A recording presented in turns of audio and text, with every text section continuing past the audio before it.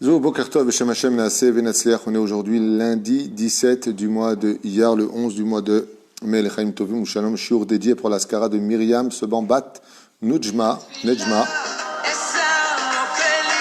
Juste un instant. Mary.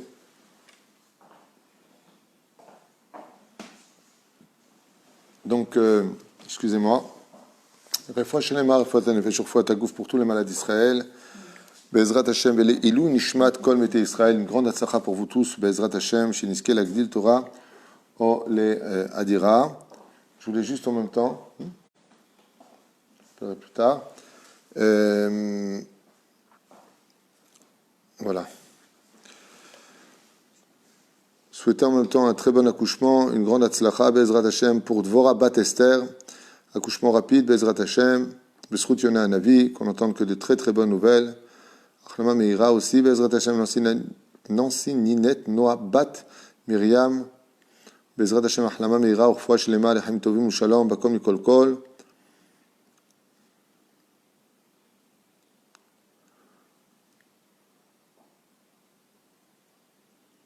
Urfoua Shlema pour David Menachem Mendel Ben Chava Freha, Urfoua Shlema, Urfoua Tagouf.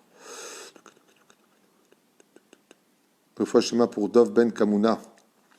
V'kol Am Yisrael, Sarat al Bat Efrat Miriam, Orat Miakdosha Vateora, V'kol Am Yisrael. On commence le shiur, Ken? Tu peux faire l'Elohim Nishmat. L'Elohim Nishmat. Yoel Yaakov Ben Rachel. Yoel Yaakov Ben Rachel. Roi Hashem Tanachanu Began Haïdan Enon V'chol Hashovim Mimo. On se voit, Bezrat Hashem, pour peut-être 2 ou 3 cours ce matin. Je verrai selon la cadence des shiurim. Abraham arrive en Israël. Il marche, on est dans nos sages racontes, vous le savez, tous les matins. Il marche et foule le sol d'Eretz Israël. Chaque pas qu'il fait, il voit des anges qui se créent. Il comprend que la terre d'Eretz Israël renferme en elle des secrets jamais encore dévoilés à cause de la faute originelle non réparée. Mais Abraham Avinu, nous dit le Midrash, est conscient et il voit ce que les autres ne voient pas, d'où l'expression « Jvu lachem po im hamor ». Quand il viendra pour aller au Moria, il verra la Shekhinah. Nelcha Atkoko, c'est le nom de la Shekhinah. Il voit Dieu en Eretz Israël. Les autres ne voient pas Dieu en Eretz Israël. Je vous lachem po imachamor. Asseyez-vous ici avec l'âne. L'âne, pourquoi l'âne? Parce que l'âne est considéré comme étant, quand on dit quelqu'un qu'il est bête, on dit ma'ata hamor. C'est un âne. En français aussi, on le dit. Velachen, en arabe, hamar. C'est la première explication. La deuxième explication, on nous dit que le hamor vient du mot chomer, qui veut dire les gens matérialistes ne voient pas Hachem, parce qu'il faut avoir des yeux spirituels, d'où l'importance d'une alia spirituelle en Eretz Israël, même s'il est important de concrétiser un pays en l'honneur de la Géoula. De l'autre côté, nos yeux doivent être remplis de spiritualité. Toho Kevaro. Alors, bon, on irait, Bezrat Hashem, maintenant, sur quelle situation Abraham va se heurter, et pourquoi en Eretz Israël, la situation est si difficile avec le Etz Hadaat, c'est-à-dire l'arbre de vie. On va juste mettre ça sous silence, un instant. Voilà. Et voilà. Terem explique Abraham la chevet d'Eretz Kenaan et Shivat Keva. Il venait à peine de s'installer sur la terre d'Eretz Israël, de façon définitive pour lui, Keva. Ugvar Nasaou Akadosh Bokhu Shenit. Et il n'a pas eu le temps de mettre ses piquets, sa tente plantée en Israël, qu'il dut déjà défaire sa tente et bouger. Vevi Ra'av, Shelbat Soret Ba'aretz. Akadosh Bokhu, qu'est-ce qu'il a fait? Il a apporté la famine en Eretz Israël. Pourquoi Bémet c'est si difficile au niveau de la Parnassa en Eretz Israël? Parce que le tikkun, la réparation du Etz Hadaat, d'avoir mangé du fruit interdit, ça a lieu ici, en Eretz Israël. C'est pour ça que la Parnassa est très difficile. Ça fait partie du tikkun. Quand on monte en Israël, pourquoi la Parnassa c'est une situation qui nous heurte? Parce que chaque personne qui monte en Eretz Israël, Vemit Moded Beinane Parnassa, et qui se bat contre les problèmes de Parnassa, se mesure aux problèmes de Parnassa en Israël, et répare l'arbre de la connaissance du bien et du mal. Ça veut dire que ce que nous avons mangé, qu'on n'aurait pas dû manger tous en tant qu'entité d'Adam et de Ève, aujourd'hui, quand on monte en Eretz Israël, pourquoi c'est si difficile au niveau Parnassa, on ne sait pas quoi faire, comment on va faire, et ainsi de suite, c'est que quelque part, le fait d'avoir des problèmes de Parnassa ici, c'est comme si qu'on vomissait le fruit qu'on avait mangé qui était interdit. En d'autres termes, les kshaïm de Parnassa en Eretz Israël réparent la faute originelle. Donc c'est une espèce de passage, une espèce de stage comme ça, où toute personne qui rentre dans ce merveilleux pays, il doit vomir quelque part ce qui fut consommé dans l'interdit pour le revivre dans le permis. Donc c'est une question de période. En Eretz Israël, on ne reste pas pauvre tout le temps, on n'a pas de difficultés financières tout le temps, mais ça peut durer aussi longtemps. Ça dépend du tikkun, ça dépend de qui nous sommes, ça dépend de notre réincarnation. Et ça dépend surtout du lachon hara qu'on fait ou pas ici. Tov. Donc, à Kajouchou, il y en a une autre raison qui dit que Israël, c'est tellement un pays parfait, c'est tellement beau Israël, tellement beau, que s'il y avait la Parnassa, on ne montrait plus pour la mise à monter, mais on montrait parce que c'est vraiment l'Eldorado. C'est vraiment le pays le plus waouh. Ce qui fait que si la Parnassa était si facile ici, quoiqu'elle devient de plus en plus, grâce à Dieu, pour beaucoup de gens qui vivent très bien, il y a beaucoup de gens qui vivent bien en Israël, grâce à Dieu, mamash, beaucoup, il y a aussi beaucoup de pauvres, comme dans tous les pays. Mais si vraiment, en Israël, c'était si facile que ça, c'est le pays de Dieu, la terre sainte, et on vient et on s'installe et on trouve un travail chacun à 20 000 shekels, on prend 50 000, 60 000, 90 000, 100 000 shekels en Israël, avec les maisons, les routes sont faites, les océans autour de nous, le ski dans le nord d'Israël, tout le monde vit en Israël. Dieu veut pas. Dieu, il veut que Israël soit un mérite. Il faut mériter, donc accepter un combat. Ce qui fait qu'on est obligé à des degrés différents, peut-être Shlom Bayit, peut-être éducation, peut-être Parnassa, peut-être la santé, peut-être tout ce que tu veux, pour que quand on monte en Eretz Israël, on y reste parce que c'est une mitzvah et pas parce que j'y trouve mes intérêts. Il y a cette notion-là qui est très importante, de monter en Eretz Israël parce qu'il y a une mitzvah d'y vivre, parce que je veux appartenir à cette nation, parce que je veux être chez moi à la maison, parce que je veux peupler ma terre. D'accord ? Son domaine démographique, je viens, je suis un juif qui suis sur ma terre. Et là, Abraham, pourquoi lui il se heurte à ça ? Parce qu'Abraham, c'est la réincarnation d'Adam Rishon. Et donc, c'est le premier à subir le problème de la famine. Mais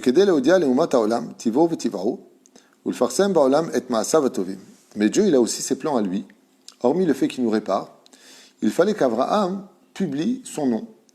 Et Dieu allait publier son nom, non pas par Internet comme on le fait aujourd'hui, parce qu'on est obligé d'intervenir par les réseaux sociaux pour que tout le monde nous écoute, mais à l'époque, il fallait y aller de corps et d'âme.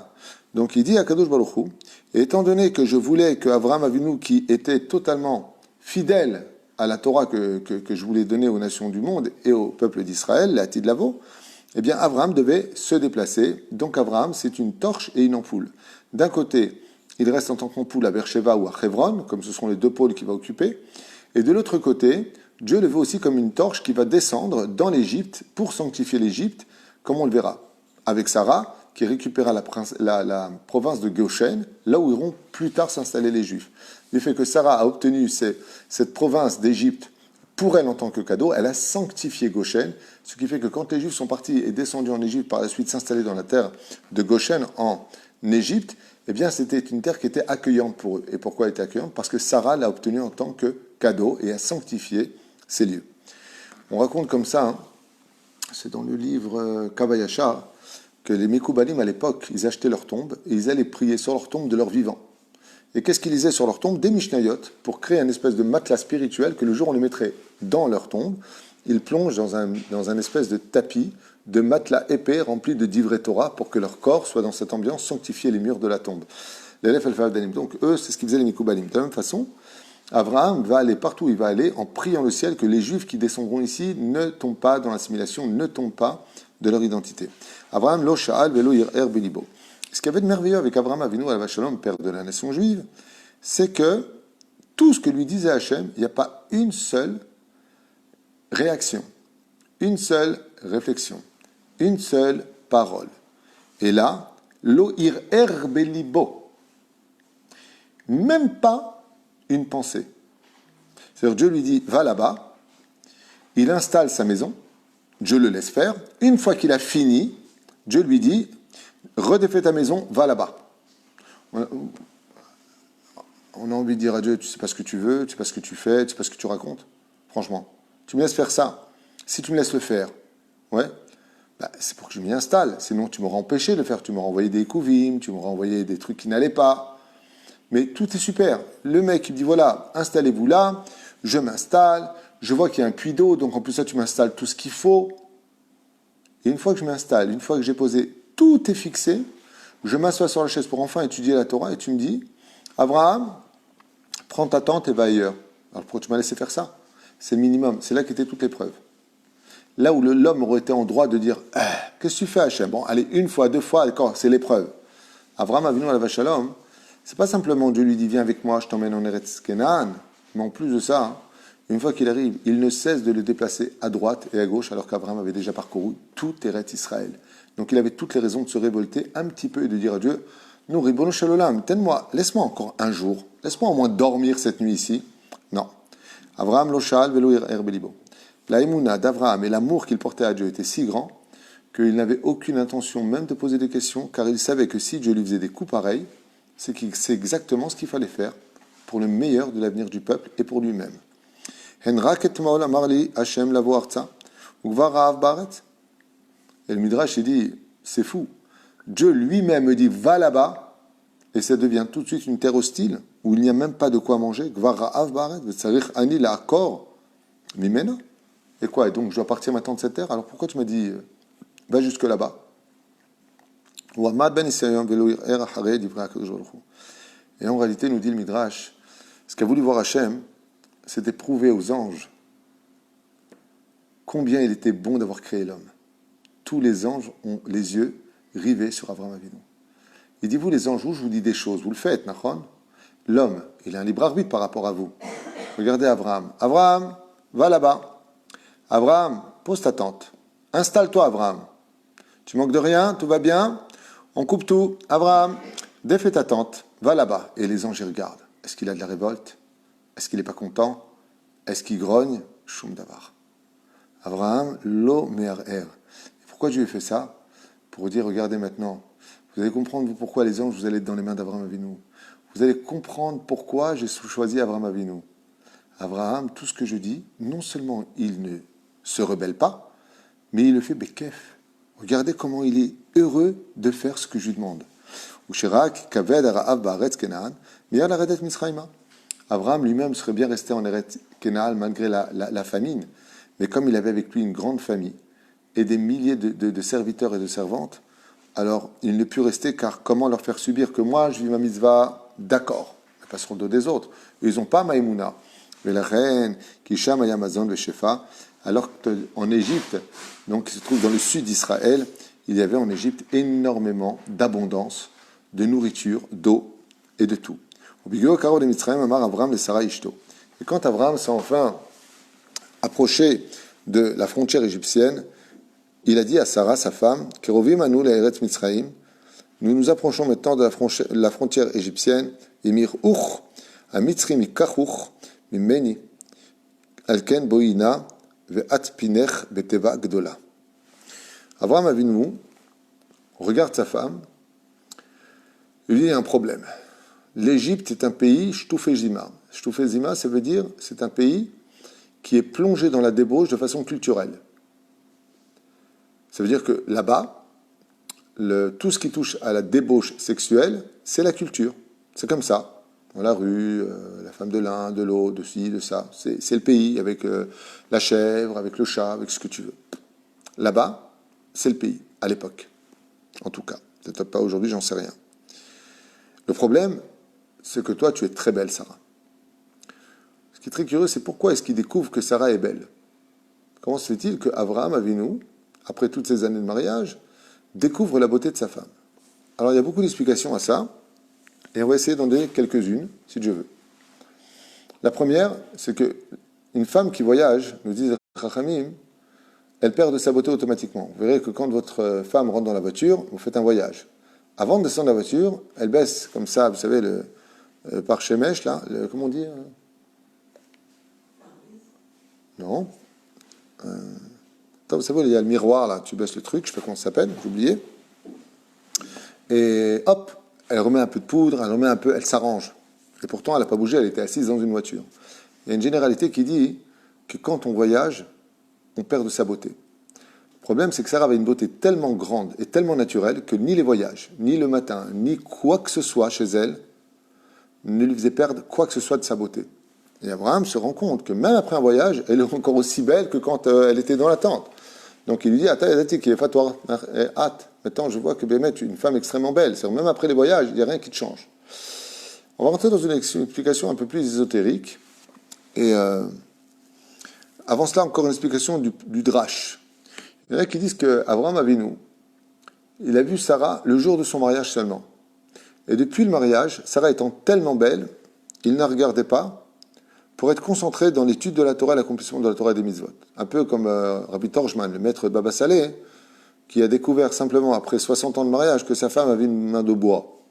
Alors pour une femme qui n'est pas très religieuse, entendre des choses pareilles, ils sont fous ces gens-là, raison peut-être. Mais en tout cas, eux c'est comme ça qu'ils vivent. Pour ne pas se déconcentrer de l'étude de la Torah, Baba Saleh al Shalom, il dormait dans son côté, sa femme de l'autre côté. Quand il était en train d'étudier la Torah, sa femme ne pouvait pas être dans la pièce. Il y avait plein de choses comme ça bizarres, mais c'est des niveaux très élevés. Certes. Donc Abraham Avinu alav shalom, depuis le mariage, il a pu regarder Sarah. Pourquoi? Il lui a dit, tu es tellement belle que j'ai peur de ne pas être concentré dans mon étude et de penser tout le temps à toi, à ta beauté. Donc je préfère ne pas me mettre à l'épreuve. Et l'explication ésotérique, quoiqu'il y a encore beaucoup d'autres explications, c'est tout simplement parce que Abraham et Sarah sont la réincarnation de Adam et de Ève, vous savez. L'Égypte, c'est le pays de Eliélité, la reine des démons qui a fait fauter Adam et Ève dans la débauche, justement. Et tant que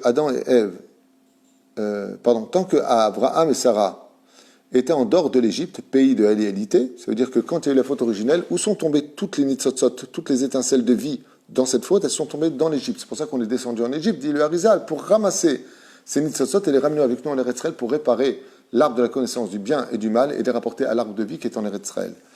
Et donc, Abraham Avinu nous explique le Harlap Akadosh, Rabbi Yaakov Moshe Harlap, qui était la Chabota du Rav Kook, qui a écrit un livre qui s'appelle Extraordinaire Mémarom.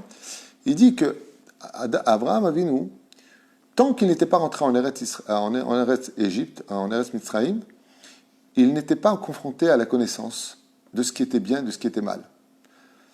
Et que le jour où il arriva aux frontières de l'Égypte, s'est ouvert à lui une nouvelle dimension. C'est-à-dire qu'avant cela, Abraham Avinu ne voyait le mal nulle part. Il savait que le mal était le mal, mais il le combattait de façon chatzitrit, sans réfléchir. Mal, bien, c'est tout. Il n'avait pas d'attirance pour lui, il n'avait pas de Yetzer Hara en lui du tout. Aucun Yetzer Hara. Par contre, dès qu'il est arrivé en Égypte, face à cette reine des démons qui dirige le pays d'Égypte, eh bien, s'est réveillé en lui la notion des yeux qui se sont ouverts. Comme c'est marqué pour Adam et Ève, quand ils ont mangé du fruit, qu'est-ce que ça provoquait chez eux? Et leurs yeux s'ouvrirent. Pas s'écarquillèrent, c'est s'écarquillèrent, on dit en français, je crois. Comment on dit? Les yeux qui s'ouvrent, que je comprends les choses. S'écarquiller. Donc s'écarquillèrent, c'est ça. Donc, et donc leurs yeux maintenant ont su faire la grande différence parce que le Yetzer Hara est rentré en eux. Le jour où Abraham, dit le Harlap, est rentré en Égypte, le Yetzer Hara est rentré en lui. Ce qui fait que quand il a regardé sa femme, il n'a pas eu le même effet qu'avant d'être arrivé en Eretz Mitzraïm, d'arriver en Égypte. Et il lui dit, Ata yadati, maintenant je vois. Pourquoi avant tu ne l'as pas vu? Il dit, avant je la voyais, mais je la voyais comme une poupée, comme une pierre. Je ne vois pas la différence. La beauté ne me rendait pas différent. Mais maintenant, sa beauté me rend indifférent. Pourquoi? Parce que le fait de descendre en Égypte, c'est la confrontation mamash entre le Etz Hadaat, Tovara. Vous allez me dire, je ne comprends pas. C'est pas en Eretz Israël? Ah, réponse simple. La faute originelle, elle a eu lieu où? En Eretz Israël. Mais les fruits, quand ils sont tombés à cause de la faute originelle, ils sont tombés dans quel lieu? En Égypte. C'est pour cela que la mesure de l'Égypte, la mesure de l'Égypte, c'est Arba Meot Parsa à la Arba Meot Parsa, comme Eretz Israël. Ça veut dire qu'il y a un rapport et un lien intrinsèque entre l'Égypte et Israël. L'Égypte et Israël, ce sont deux pays qui sont reliés par l'histoire depuis le début des temps. Ce qui fait que d'un côté, on a fauté ici, mais il va falloir récupérer les nitzotzot de ce Etz Hadaat de l'autre côté qu'on appelle le pays d'Égypte pour les ramener par la suite en Eretz Israël, d'où l'importance pour nous d'être descendus en Égypte, travailler dans la boue. Pourquoi est-ce qu'on a travaillé la boue, même s'il y avait une xéra dans le Brit Ben Ametarim, tout simplement parce que les nitzotzot étaient plantés dans la terre d'Égypte. Il fallait donc labourer cette terre, travailler cette terre, fabriquer avec, ramasser, les introduire en nous et les sortir du pays d'Égypte, d'où Bezrat Hashem, le travail qui fut fait. Donc on comprend maintenant qu'est-ce que dit Abraham. Il dit à sa femme, rentre dans la boîte, rentre dans une malle, car je ne veux pas, chas shalom, que les Égyptiens posent leurs yeux sur toi. En d'autres termes, de qui est la faute? Si on regarde une femme, on est fautif. Mais le Midrash veut nous apprendre une chose. C'est qu'Abraham, c'est un homme consciencieux. Il sait que sa femme est super belle. Il dit, c'est pas la peine de te montrer. C'est pas la peine de te montrer. C'est pas la peine de montrer ta beauté à tout le monde. C'est pas la peine de sortir avec la plus belle des robes. Quand on te voit, on dirait, waouh, quelle bombe, quelle chance. Psst, provoque pas. Takshivu Tov. Sarah, dans la Gemara de Masechet Megillah, est considérée comme une des plus belles femmes de toute l'histoire de l'humanité. Toute l'histoire de l'humanité. Ouais. Et qu'est-ce qu'il dit? Il dit à Sarah, sors pas de la tente, ne te montre pas trop. L'homme est rempli d'Yetzerara. C'est pas la peine de te mettre sur Facebook. C'est pas la peine de te montrer la main. Si tu étais sauvé, Willy, à la limite. Mais là, bien Inara, tu es d'une grande beauté. Les hommes vont penser à toi. Résultat, tu peux apporter des problèmes. Omer Po, il lui a dit, cache-toi dans la teva. Cache ta beauté. C'est pas la peine de la montrer. De plus, tu es une femme mariée. Azmatosa. Arrête mes coups d'échette. Tu m'appartiens. Moi, je t'appartiens. Toi, tu m'appartiens. On est là l'un pour l'autre. Il y a 3 façons d'être marié, vous savez. Il y a 3 degrés dans le mariage. Il y a le degré physique. Il y a le degré dialogue. Donc, physique, c'est l'amour. Dialogue, c'est la complicité du couple.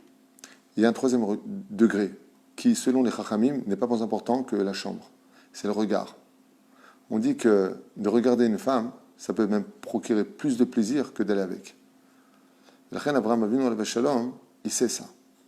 Il dit à sa femme, écoute, Dieu t'a donné une grande beauté, c'est pas pour que tu t'en serves pour toi, c'est pour que tu t'en serves pour Dieu. La reine, cache-toi. C'est pas la peine, vivons heureux, vivons cachés. Il lui dit, c'est pas la peine que les gens te voient. Yatsu likratam shotrei ha'ir v'tzivu el Abraham mikol ma she'ata noseh ten lanu ma'aser. Et dès qu'elle est arrivée là-bas, à la frontière égyptienne, Sarah était cachée dans une espèce de malle, et ils lui ont dit, de tout ce que tu possèdes, donne-nous une taxe. Ne'ot la'em Avraham va'amar, kol asher tevakshu eten lachem. Comme Abraham est venu avec de grands biens, il leur a dit, écoutez, prenez ce que vous voulez, et laissez-moi tranquille. Shelu ha'shotrim, ma yesh lecha batevatecha. Il lui dit, qu'est-ce que tu caches dans cette malle? Pourquoi elle est fermée bizarrement, si fortement? Shema yeshba seorim. Il a dit, peut-être que là-bas a du blé. Il a dit, Eim titen lanu ma'aser mihen. Est-ce que tu es prêt à nous donner une taxe sur ce blé qui est peut-être dans ta malle? Amar lahem, hen, pas de problème. Et Shema yeshba chitim. Il dit, peut-être qu'il y a mieux que ça. Chitim, c'est vraiment du blé. Et alors, c'était quoi avant, alors? Seorim. Ah. Du levain. Après, il lui dit du blé. Amar lahem kru mimeni kesef beshovi. Prenez de l'argent à la place du blé. Aussi fois shotrim itachen sheyeshba teva pilpelim. Il dit putain, peut-être que ce que tu as dans la malle, c'est des pilpelim, des piments qui viennent des pays de l'Orient. Il a répondu, je vous donnerai autant d'argent que vous voulez pour la valeur de ce qu'il y aurait comme pilpelim dans cette malle.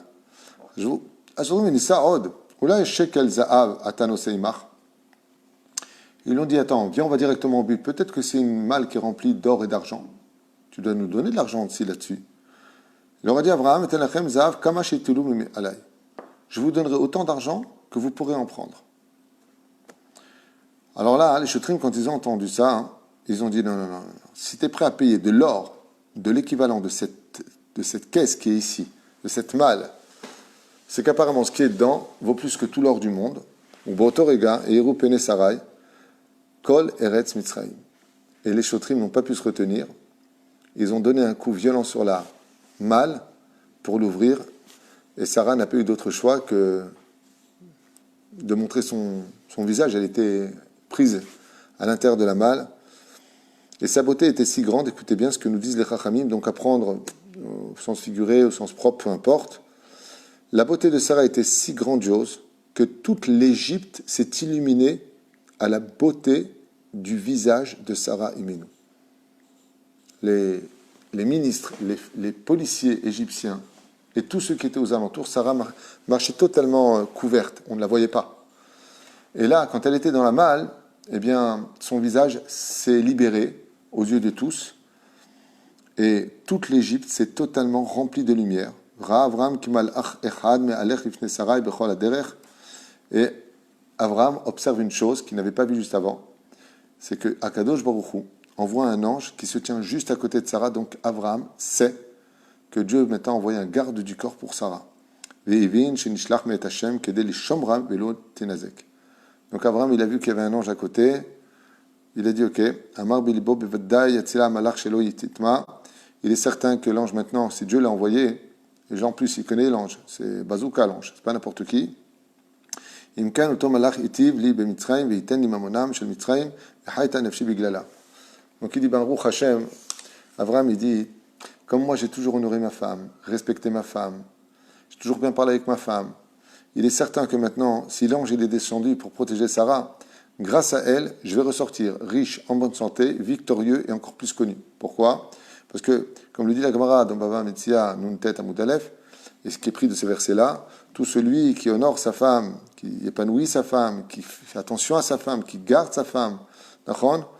Eh bien, tout comme Abraham est sorti avec plein d'or par la suite, Abraham vient nous enseigner que le fait d'avoir fait attention à sa femme, de l'avoir protégée, de ne pas avoir fauté, de l'avoir honorée, de l'avoir fait sourire, Omer Achshav ani yodea sheitacher anochi. Je sais maintenant que grâce à toi, ve'etiv li Mitzrayim, car l'Égypte maintenant me rendra au centuple ce que moi j'aurais voulu payer pour te protéger, puisque maintenant je vois qu'un ange est près de toi. Plus une femme s'épanouit, et plus Akadosh Baruch Hu megen à la srout azot, car la femme n'est autre que le mazal de l'homme. Alors de l'autre côté, n'oubliez pas, mesdames, maintenant que vous venez d'entendre ces très belles choses que vous saviez déjà, de l'autre côté, qu'un homme il a besoin au moins de 3 choses en ce qui vous concerne. Bezrat Hashem, de votre sourire, de votre respect bien entendu, d'une belle histoire d'amour avec vous, et de bons plats, comme ça dit l'Agmara. Baruch Adonai Leolam Amen V'Amen. Et on rappellera la Askara de qui aujourd'hui nous avons fait, pour qui ce shiur est dédié, plus exactement, ce 17 du mois de Iyar, l'Askara de Myriam Sabambat Nujma. Ce shiur donc avait acheté Roi Hashem Tanachana Began Eden Elion, V'chalo Shorvat Imah, Bichlal Arachamim, Vasilichot, V'chen Yiratzon, V'nomar Amen. תהיה נשמתה צורך החיים בשם השם, נעשה ונצליח. Voilà. תודה רבה. À tout de suite pour le prochain shiur.